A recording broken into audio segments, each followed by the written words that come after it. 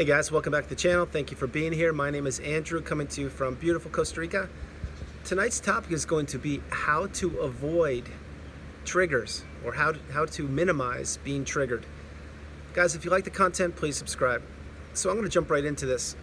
First of all, for people that don't know what a trigger is when you are taken by surprise and something reminds you of something from the past, and it triggers you. It triggers emotions. It triggers feelings. And it brings you back in time to a certain place or time or event or situation or circumstance. And triggers are not good. They're not. We want to avoid triggers at all costs.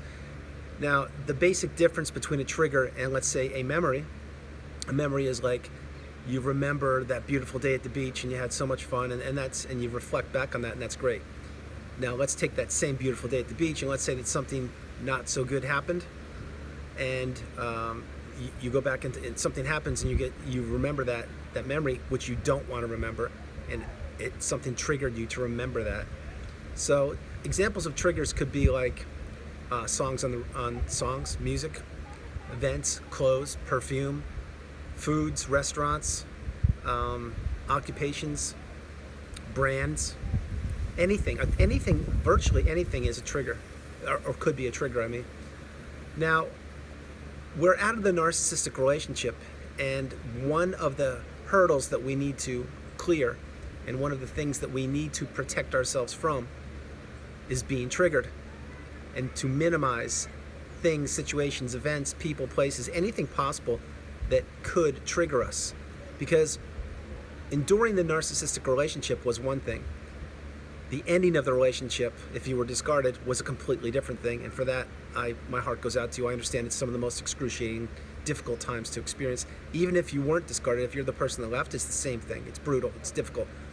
But having said that, you're on the healing path, and you're learning, growing, becoming educated, and you're understanding more and more about your path on healing from the narcissistic abuse. And triggers will be a very important part of this path. So now that we understand what a trigger is, we need to figure out ways to insulate ourselves and or protect ourselves from being triggered any way possible. Bear in mind that triggers can happen virtually out of the blue, any way possible. Meaning you could be having the best day in the world and everything's going great, and then something happens and you're like, oh my gosh, it puts you in a bad spot. So whereas we cannot insulate ourselves from all triggers, that's not going to happen. That's impossible. What we need to do is to take steps towards insulating ourselves from any triggers that we can control. An example of this would be, let's say that you used to go to a store or a restaurant with a narcissist, and if you continue to go there, post-narcissistic relationship we're talking about, then maybe that will trigger you. Maybe it'll bring up some memories, and maybe it'll put you in a bad spot. That's up for you to decide. But the point is, a suggestion would be not to go to that restaurant or not to go to that store, because why go back there if you don't need to? Meaning there are plenty of restaurants where you live, I'm certain, and there are plenty of stores where you can buy your items from, I'm certain. So these are examples of triggers, and these are examples of triggers that we can control. You see, if we decide not to go to the restaurant or to the store that we're specifically mentioning here right now, that's in our control. We can say yes or no if we're strong enough, or if we want to go to those stores or not. Now, that's one example. Another example would be going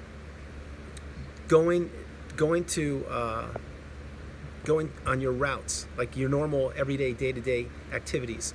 What you used to do maybe with the narcissist, do you still want to do those same things, or do you want to change your schedule up? The reason I'm mentioning that is because the idea here is not to tell you to change your whole life. The idea is to give you the tools to figure out what suits you best, what is most beneficial for you.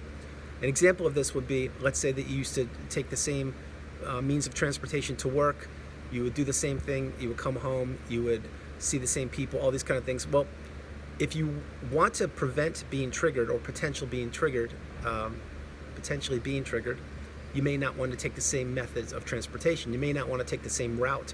You certainly, my suggestion is not to be with the same people if they are still in contact with the narcissist, because those people could be flying monkeys, and or no matter what, they're going to report your whereabouts, what you're doing, your progress, your growth, your health, everything about you, somehow it will trickle its way back to the narcissist. It always does. It's just the way it works. But this video is about triggering.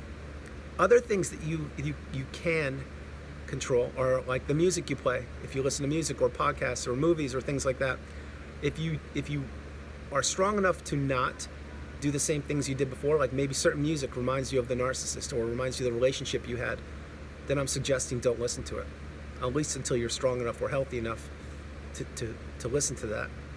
There are so many different ways that we can be triggered, and remember, many ways that we can be triggered we have no control over whatsoever. An example of that, again, would be this.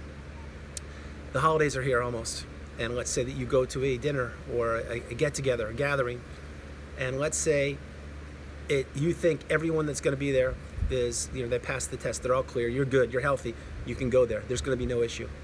And sure enough, somebody who you don't even know, this is an example by the way, who you don't even know may say, hey, how you doing? I heard a lot about you, everything's great, how you doing? And whatever happened with your ex? Like I heard so, and you're like, really? I don't even really know you, and you're asking me personal questions, but that could trigger you immediately. And it happens more than you would think. Because people are curious, and people don't know what you've experienced. They don't know what you went through. They don't know about narcissism, I'm certain. And that person, whereas they may be innocent and just trying to strike up a conversation with you, because perhaps maybe you haven't been out that much in the last period of time, they're just trying to be nice people, friendly, and they didn't mean to trigger you, but that can happen. And that's a real example. Same thing, these kind of things can happen anywhere. It can happen with you with certain foods. Let's say that you're on vacation right now and you're going somewhere. I'm talking about you.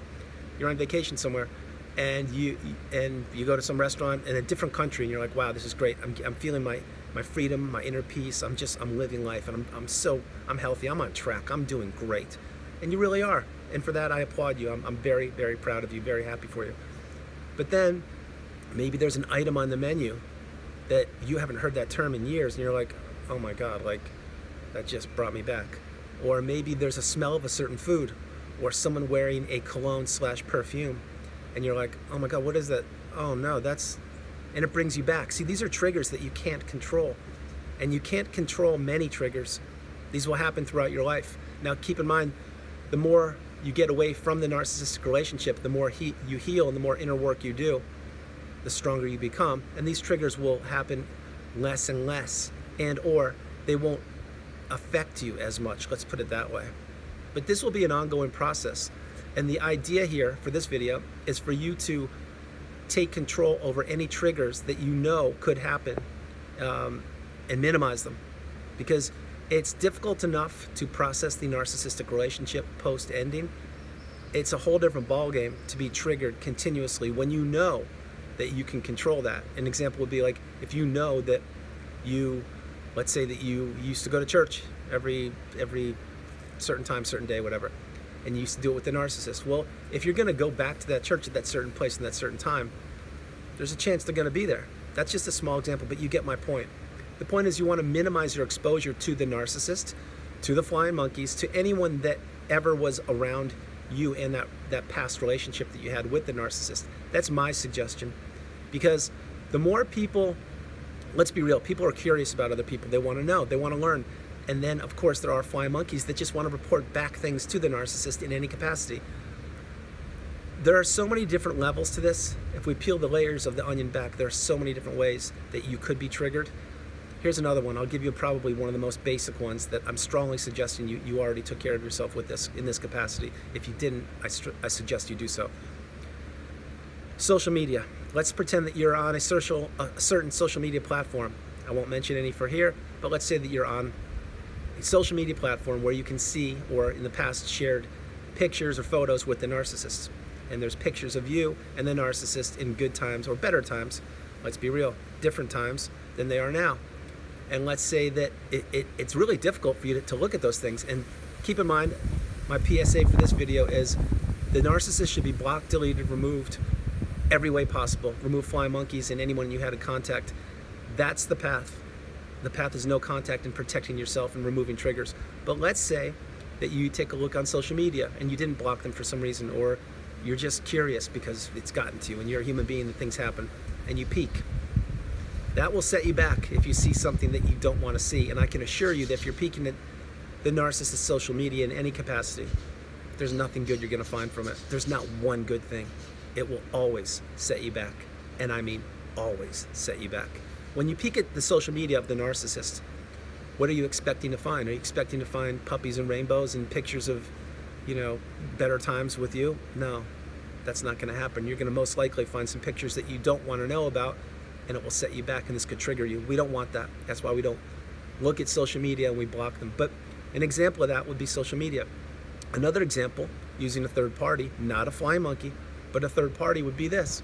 Let's say that an acquaintance, a friend, whoever, they're on social media and they took a look at the narcissist's social media, and you happen to bump into them just by chance. Remember, they're an acquaintance. They're not your best friend.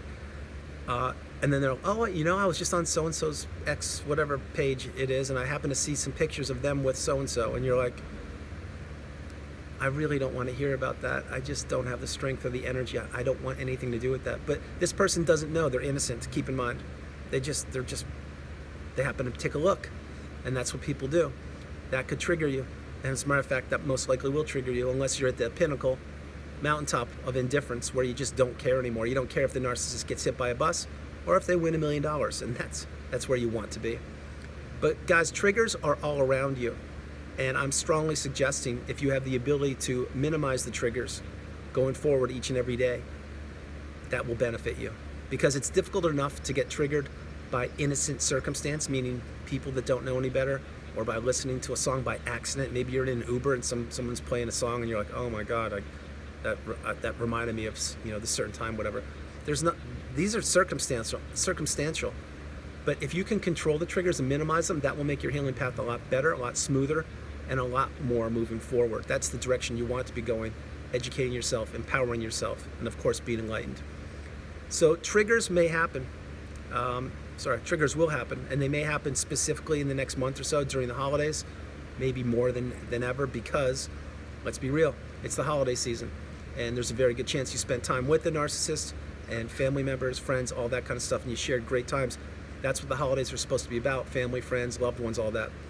This is a different year. It's a different path. So the whole idea is minimize your triggers, minimize your exposure to being triggered, take control over yourself and your situation, and you will find out you're on a much better, cleaner, healthier path. Guys, I hope you liked the video. I loved doing it from beautiful Costa Rica. This is Andrew. Namaste. Have a great evening, and I will talk to you guys tomorrow. Remember, minimize your triggers, stay strong, stay on the path. You're doing incredible. You are a beautiful, bright, shining light, and I love you more than ever. God bless you. I'll talk to you tomorrow. Good night. Bye-bye.